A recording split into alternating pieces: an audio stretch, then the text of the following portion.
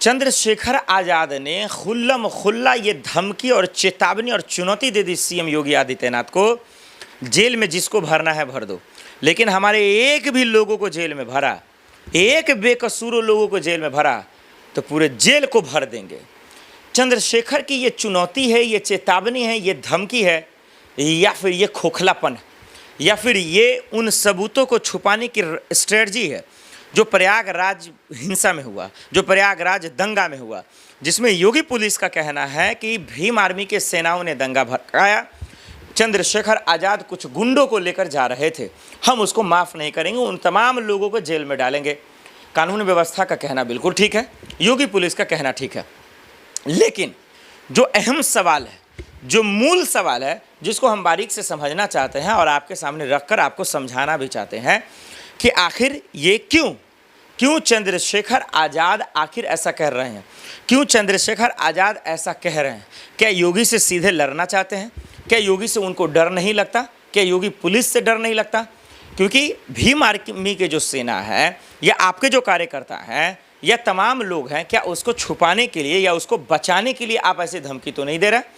पूरा मामला दर्शकों आप समझ जाइए कि यूपी के प्रयागराज में हुआ क्या, योगी पुलिस एक्शन में क्यों आई, जेल में क्यों ठूसा और क्यों कह रहे हैं कि हम उनको बचाएंगे और अगर ज़्यादा बदतमीज़ी करती है योगी पुलिस तो हम पूरे जेल को भर देंगे।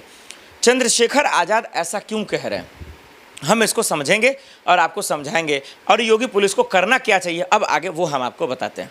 ज़रा समझिए क्या मामला हुआ।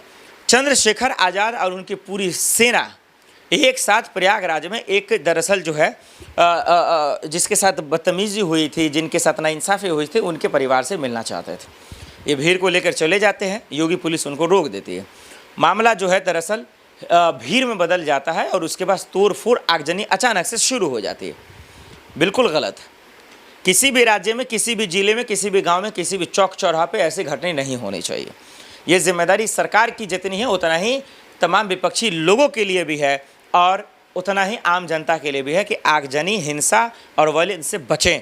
ये हम सब की जिम्मेदारी है, क्योंकि अगर आप आगजनी करते हैं, तोड़फोड़ करते हैं, दंगा फैलाते हैं, इसमें भले किसी का नुकसान, किसी का फ़ायदा हो जाए, लेकिन आम लोगों का कतई फ़ायदा नहीं होता, उनका बर्बादी और उनकी नुकसान ही होती है। दर्शकों, ये होने के बाद योगी पुलिस एक्शन में आती है, कई लोगों को जेल में भी डालती है। उसके बाद क्या होता है, सियासत शुरू हो जाती है।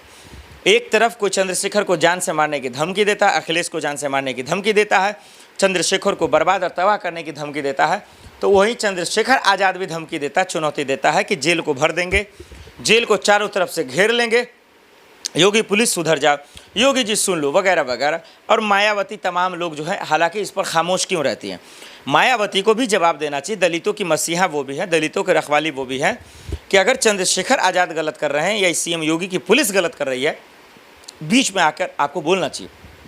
क्योंकि जो दलित लोग हैं, जो गरीब है, जो मिस्कीन है, जो फ़कीर हैं, जो छोटी जाति के लोग हैं, वो उसका कोई नहीं है। वो अगर जेल में चले जाएंगे तो बेचारे जेल में सड़े रहेंगे, उनको बचाने वाला कोई नहीं है। अगर कोई है तो उनके पास पैसा नहीं है। तो इस बात को मायावती या चंद्रशेखर को समझना चाहिए कि आप चुनौती तो दे रहे हैं, वो तो ठीक है, आप जो धमकी दे रहे हैं वो भी ठीक है, सियासत कर कर आप तो जीत जाएंगे, आप सांसद हैं, आप बच जाएंगे, लेकिन आपके यार में जो गरीब लोग हैं, जो दलित लोग हैं, जो छोटे जाति के लोग हैं, जिनके पास पैसा नहीं है, जिनका छोटा परिवार है, जो गरीब फैमिली है, वो कैसे बचेगा? उनके लिए आप सोचें ना, लेकिन आप उनके लिए नहीं सोच रहे हैं। आप चुनौती क्यों दे रहे हैं, आप धमकी क्यों दे रहे हैं? ये सबसे बड़ा सवाल है। और ऐसा हुआ क्यों दर्शकों, वो अब हम आपको बताएंगे, आपके रोंगटे खड़े हो जाएंगे।